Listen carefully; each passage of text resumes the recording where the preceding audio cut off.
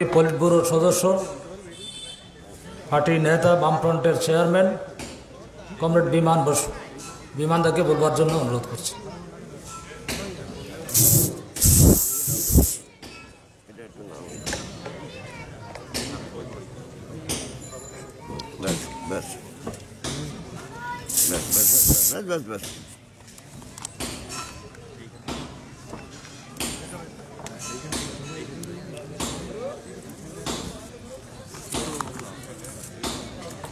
Comrade সভাপতি,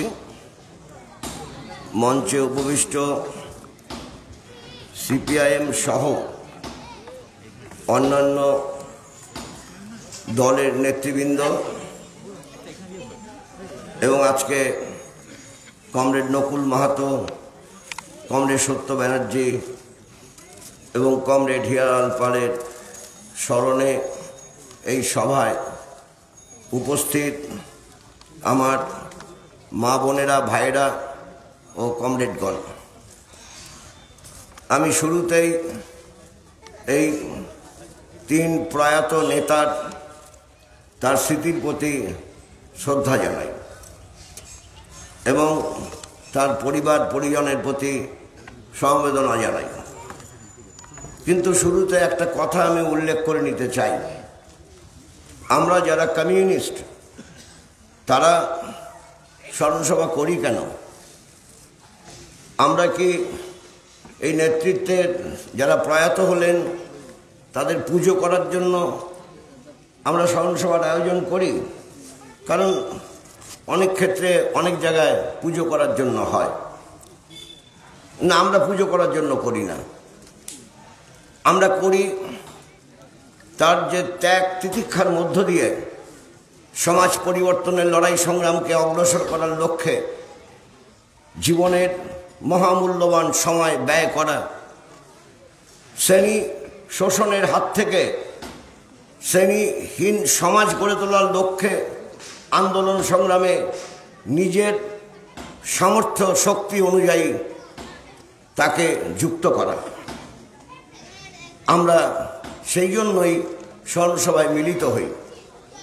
একথা ঠিক যে আগের বক্তারা যে কথা বলেছেন এবং এখানে শোক প্রস্তাবে যে কথা লেখা আছে আমি তাকে সমর্থন করছি।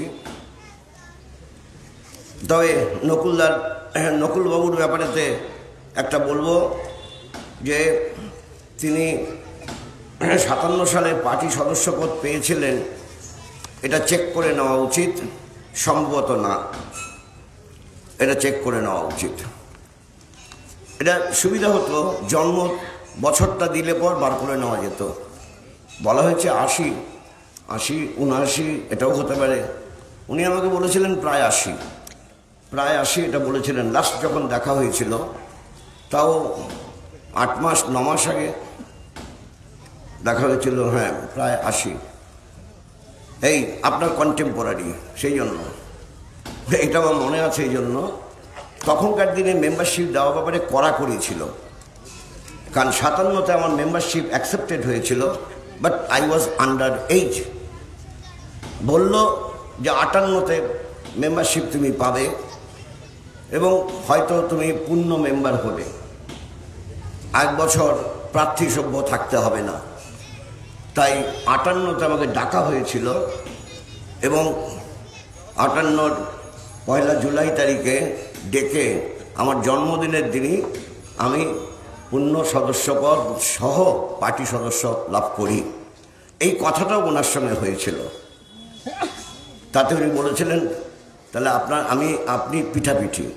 এটার জন্য বললাম এসব শোক প্রস্তাবের যেসব লেখা হয় এটা তো ডকুমেন্ট হয়ে যায়, সেই জন্য ভুল তথ্য থাকা উচিত না। এখন স্বাভাবিকভাবে এই প্রশ্নটা আসে যে কথাগুলো আপনারা শুনলেন, অনেকেই কথাগুলো শুনেছেন লড়াই সংগ্রামের ক্ষেত্রে। আরেকটা বিষয় আছে, এই লড়াই সংগ্রামে একটা বিষয় যুক্ত করা উচিত, থাকা উচিত।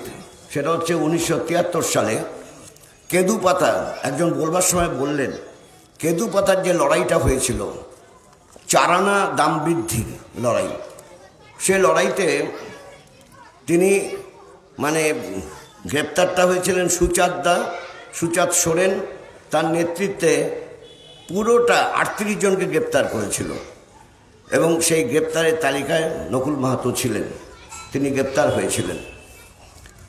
আমি সেই সময় এখানে যাতায়াত করতাম, বাঁকুড়া এবং পুরুলিয়াতে আমি যাতায়াত করতাম। ফলে এই প্রসঙ্গে আমার ব্যক্তিগত ঋণ স্বীকার করার জন্য আমি উল্লেখ করতে চাই। কমরেড নকুল মাহাতো বহু দক্ষিণ বাঁকুড়ার বহু গ্রামে আমাকে নিয়ে গেছেন। ব্যতিক্রম শুধু নকুলবাবু আমাকে নেননি, বসে আছে ওখানেতে আমাদের মানে এক নেতা, তিনি বসে আছেন, তার বাড়িতে আমাকে নিয়ে গেছিল শঙ্কর সিং মহাপাত্র, না কে গো? শঙ্কর সিং মহাপাত্র আমাকে নিয়ে গেছিল। এখন এটা ছাড়া বাকি সমস্ত বাড়িতে, অনেক আদিবাসী বাড়িতে আমার থাকার সুযোগ হয়েছে। খাটিয়ায় থেকেছি, বাইরে উঠোনে খাটিয়ায় শুয়ে রয়েছি, শীতের মধ্যেও শুয়েছি, গ্রীষ্মকালেও শুয়েছি। তারা আদর আপ্যায়ন করেছেন খুব ভালো। ঘরের ভেতরেও থেকেছি, ঘরের ভেতরে ভীষণ কারুকার্য করা দেওয়ালটা, আর খাওয়া দাওয়া ছিমছাম পরিষ্কার পরিচ্ছন্ন। কাজেই এই কাজগুলোর, এই অভিজ্ঞতাগুলোর ক্ষেত্রে অবশ্যই যিনি এই ব্যাপারে কৃতিত্ব পেতে পারেন তার নাম কমরেড নকুল মাহাতো। একবারে সে হলুদ কানালি আকুটা থেকে শুরু করে বিস্তীর্ণ অঞ্চল।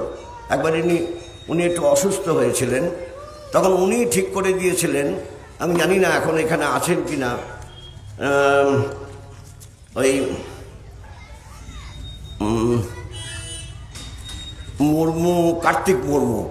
কার্তিক মুর্মুকে ঠিক করে দিয়েছেন। কার্তিক মুর্মু যখন শিক্ষকতা করে আমার দেখা হয়েছিল, তখন সে স্কুলে মাধ্যমিক পরীক্ষা দেয়নি, উঠেছে ক্লাস 10-এ, তখন তার সঙ্গে ঘুরে বেরিয়েছি।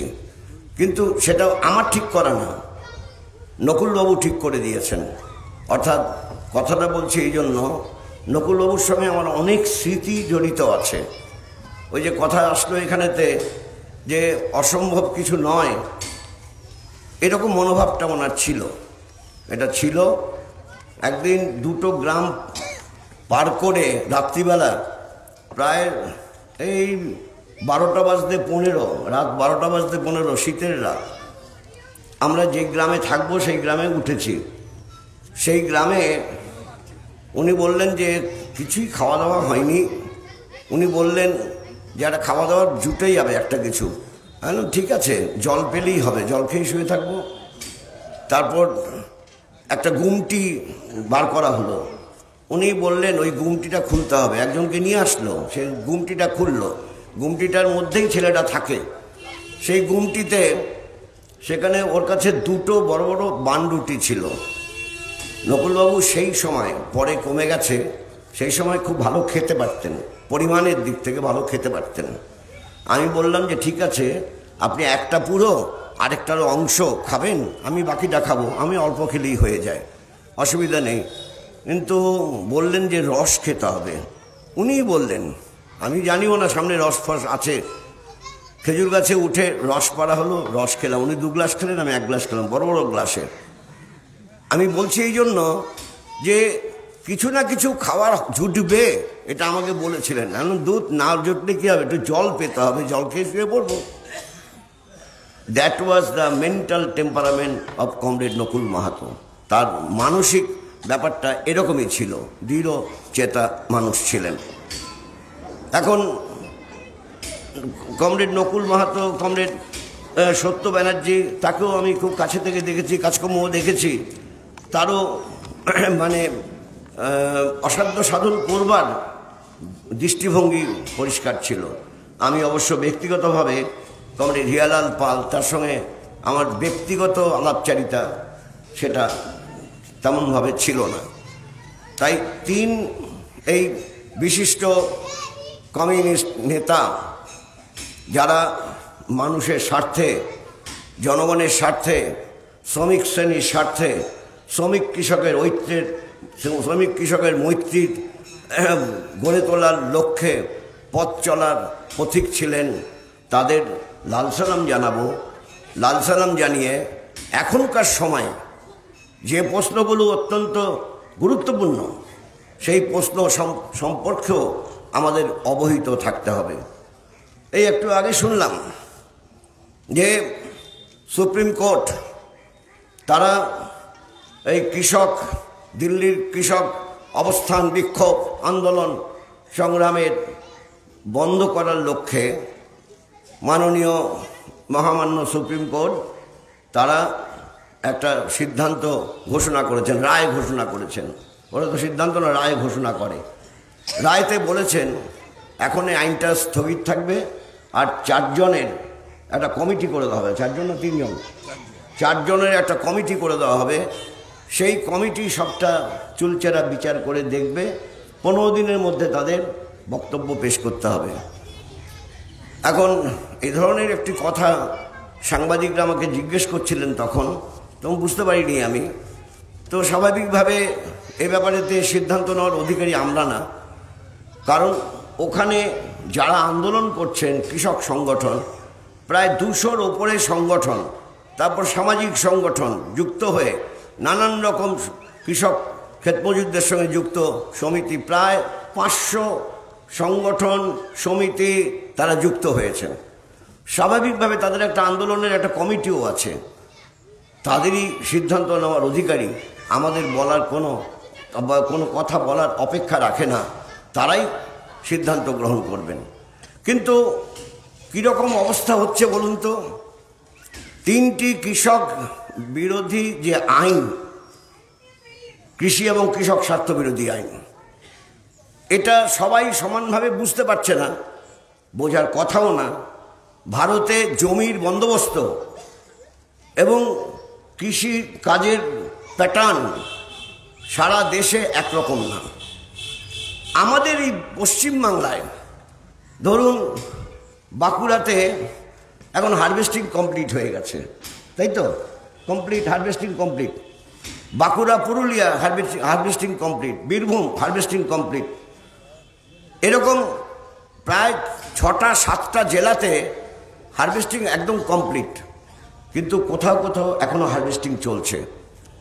এটা মানে ক্লাইমেটিক যে মানে জলবায়ুর যে অবস্থা, মানে আবহাওয়ার অবস্থা, আর ট্রপিক অফ ক্যান্সার যেসব এলাকা দিয়ে কর্কটক্রান্তি গেছে, সেখানে আর্লি হারভেস্টিং আর আর্লি মানে চাষ, কাল্টিভেশন, আর্লি হারভেস্টিং।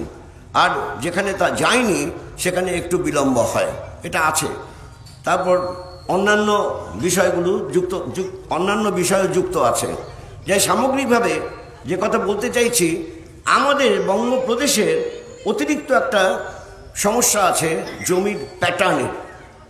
1793 চিরস্থায়ী বন্দোবস্ত লর্ড কর্নওয়ালিসের আমলে, তার ফলে আমাদের জমির বন্দোবস্তটাও একটু ভিন্ন রকমের। আর আমাদের বাংলার চাষের ক্ষেত্রে প্যাটার্নটা তো পরিবর্তন হয়েছে। আচ্ছা, এখানে অনেকে গালাগালি করেন যে পাঞ্জাবে ওখানে বড় বড় চাষিরা যুক্ত আছে। শুধু পাঞ্জাবের বড় বড় চাষি কেন, উত্তরপ্রদেশে বড় বড় চাষি নেই? আমি এ কথা হলফ করে বলতে পারি, পশ্চিমবঙ্গে একজন জমির মালিক খুঁজে পাবেন না যার 1000 বিঘা জমির মালিক আছে। কিন্তু আমার সঙ্গে ব্যক্তিগতভাবে কথা বললে আমি বলে দিতে পারবো, উত্তরপ্রদেশে 5000 একর জমির মালিক আমি 3টে নাম দিয়ে দেবো, এরকম। ওটা তো অবৈধ নয়, ওটা বৈধ। ফলে ওই গালাগালি করে লাভ হবে না। কুর্নিশ করুন পাঞ্জাবের বীর কৃষক তাদের আন্দোলন সংগ্রামকে, উত্তর ভারতের কৃষক সমাজ তার আন্দোলন সংগ্রামকে, ক্ষেতমজুর আন্দোলন সংগ্রামকে কিভাবে দাঁতে দাঁত দিয়ে তারা ওখানে লড়াইটা করছে দীর্ঘদিন। আজকে হয়ে গেল, আজকে 49 দিন, আজকে 49 দিন হয়ে গেল। কল্পনা করা যায়? এই কৃষক আন্দোলন সঠিক, এই কৃষক আন্দোলন যুক্তিপূর্ণ।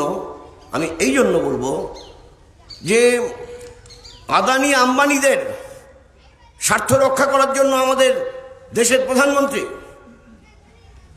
আদানি আম্বানিরা, আম্বানি যত করেনি আদানি করে ফেলেছে। আদানি সেখানে 1600 একর 1600 একর জমি নিয়ে তার ওই কি ওয়্যার হাউস তৈরি করা কাজ দেওয়াল দেওয়া হয়ে গেছে, বাকি কনস্ট্রাকশন হচ্ছে। তা আগাম তাদের সঙ্গে সলা পরামর্শ করে এই কৃষক স্বার্থবিরোধী আইনটাকে তৈরি করা হয়েছে। বাজারের ক্ষেত্রে আমাদের এখানে সেই মান্ডি ব্যবস্থা নেই, যে মান্ডি ব্যবস্থা পাঞ্জাব হরিয়ানা উত্তর ভারতে অবস্থান করে। আমাদের এখানেতে বড় বড় হাট আছে, আমাদের হাটের মাধ্যমেই বাজারজাত হয় এবং 2-4টা জায়গায় কিছু মান্ডির মতো ব্যবস্থা আছে। কিন্তু দামটা কৃষক তারা নির্ধারণ করার অধিকারী হয় পাঞ্জাব হরিয়ানা উত্তর ভারতে। কৃষক দাম ব্যাপারে মান্ডিতে তাহলে দেবো না, এবং কৃষকদের মধ্যে এই ব্যাপারে ঐক্য আছে, তাহলে দেবো না তোমাকে আমি দামটা তারা। আর আমাদের এখানে কি চলছে, কৃষক দরদ দেখাচ্ছেন। আমাদের রাজ্যের মুখ্যমন্ত্রী তিনি পাঞ্জাবের ওই আন্দোলনের 4-5 জন নেতা এখানে এসেছিলেন, তাদের সঙ্গে কথা বললেন, তাদের তৃণমূল ভবনে নিয়ে যাওয়া হলো, সেখানে তারা আলোচনা করলেন, আর কৃষকদের সমর্থনে তিনি বক্তৃতা করে যাচ্ছেন। কিন্তু আমাদের রাজ্যে কৃষক, যার সরকার নির্ধারিত এমএসপি সহ মিনিমাম সাপোর্ট প্রাইস সহ 1888 টাকা পার কুইন্টাল পাওয়ার কথা, বিক্রি করতে হচ্ছে কত? কোথাও 1000 টাকায় কুইন্টাল বিক্রি করতে হচ্ছে, কোথাও 1100 টাকায় কুইন্টাল বিক্রি করতে হচ্ছে, কোথাও বা বিক্রি করতে হচ্ছে 900 টাকায় কুইন্টাল বিক্রি করতে হচ্ছে। ঠিক বোঝা গেল যে ডাল মে কুছ কালা হয়। আমরা কি দেখলাম, দক্ষিণ 24 পরগনার কুলতলিতে চাষ করা কৃষক, তারা তাদের ধান তার বোরা ধরে ধান নিয়ে বিডিও অফিসের সামনে অবস্থান বিক্ষোভ শুরু করেছে দুপুরবেলা 2টোর সময়। 6টার সময় আলোচনা হয়েছে বিডিওর সঙ্গে, নিষ্পত্তি হচ্ছে না। বিডিও চালকল মালিকদের ডেকে পাঠিয়েছে, চালকল মালিকরা তারা আমরা ওই দামে কিনতে পারবো না, 1888 টাকায় কিনতে পারবো না বলে দেয়। তখন বিডিওকে বলে দেয় তাহলে আমরা যাচ্ছি না। এরকম টানা হাঁচড়া চলতে থাকে। রাত্রিবেলা 11টা নাগাদ তখন তিনি আবার চালকল মালিকদের ডাকার ব্যবস্থা করলেন পুলিশ দিয়ে, এসপিকে বলে, সিআইকে বলে, পুলিশ পিএসকে বলে, এলাকার থানাকে বলে, তারপর মালিকদের নিয়ে আসে, চালকল মালিকদের। ওই আন্দোলনের চাপে চালকল মালিকরা তারা কিন্তু 1888 টাকা পার কুইন্টাল তাদের চেক লিখে দিতে বাধ্য হন। এটাকে বাঁকুড়ার 22টা ব্লকের মধ্যে পরীক্ষামূলকভাবে অন্তত 10টা ব্লকে দাম 1888 টাকার কমে আমরা দেব না, এইরকম দৃষ্টিভঙ্গিতে বিডিওকে ঘেরাও করে বসে থাকা যায় না। যদি করা যায় তাহলে কমরেড নকুল মাহাতোর স্মৃতির প্রতি প্রকৃত শ্রদ্ধা জানানোর এটাই প্রকৃষ্ট পন্থা। সেই পথকে আপনারা বেছে নিতে পারবেন কিনা সিদ্ধান্ত আপনাদেরই নিতে হবে। আমি আপনাদের অনুরোধ করব, কমরেড সত্য ব্যানার্জি, কমরেড নকুল মাহাতো, কমরেড সত্য ব্যানার্জি, কমরেড হীরালাল পাল, তারা গণ আন্দোলন গড়ে তোলার জন্য, তারা বিভিন্ন সংঘ সমিতি গড়ে তোলার ক্ষেত্রে জনগণের, সমাজের বিভিন্ন অংশের মানুষের মধ্যে ছড়িয়ে তাদের সংগঠিত করার ক্ষেত্রে যে ধরনের ভূমিকা পালন করতেন, যে কথাগুলো আগের বক্তাদের কাছ থেকে আপনারা শুনলেন, শুরুতেই কমরেড অমিয় পাত্র আপনাদের বলেছেন, তার থেকে শুনলেন, তার থেকে শিক্ষা গ্রহণ করে আমাদের আন্দোলন সংগ্রাম তার তাকে আরেকটু বিস্তৃত করা, সেই ব্যাপারে শপথ নেওয়া উচিত। একথা তো ঠিক, দক্ষিণ বাঁকুড়ায় আমার নিজেরও দেখা যে কজওয়েটা তৈরি হইল, এ তো ওটা বিস্ময়কর। তখন এখন ব্রিজ হয়েছে, পরে পরে ব্রিজ হয়েছে। ব্রিজ যখন হয়নি কীরকম যাতায়াত করতে অসুবিধা হতো। মানে আগে তো ওই একটা ছোট বাস ছিল, বিপ্লবী বাস। সেই বিপ্লবী বাসটা এপারে দাঁড়িয়ে থাকতো, আর তারপর ওটা পার হয়ে যেয়ে আবার ওখানে হেঁটেও যেতে হতো। একটা বাস ছিল, ছোট বাস। এই তো মানে আমি পুরোনো দিনের কথা বলছি, 70-এর দশকের শুরুর কথা বলছি। সেই স্মৃতি যারা বয়স্ক মানুষ তাদের অনেকে থাকতেও পারে। সেটা তো হয়েছিল, এই জেদের বশবর্তী হয়ে করেছিলেন তো। তাই আমি আপনাদের কাছে অনুরোধ করব, কমরেড নকুল মাহাতো, কমরেড সত্য ব্যানার্জি, কমরেড হিয়ালাল পালের স্মৃতির প্রতি যথোচিত শ্রদ্ধা প্রদর্শন করার জন্য বর্তমান যে সময়ে আমরা অবস্থান করছি, এই সময়টা খুব খারাপ সময়, খুব মানে বলবো কি কুয়াশায় ঢাকা সময়। এই কুয়াশাকে সরিয়ে দিয়ে নতুন সূর্যের উদয় ঘটানোর লক্ষ্যে পথ চলতে আমাদের আরেকটু গা লাগিয়ে কাজ করা প্রয়োজন। কেন এই কথা বলছি?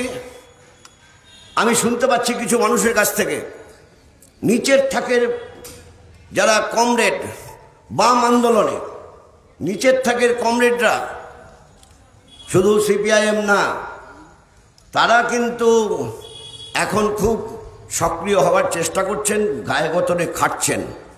কিন্তু তার উপরে একটা লেয়ার অফ লিডারশিপ আছে, তাদের একটা অংশ করছেন, বেশিরভাগটা করছেন না।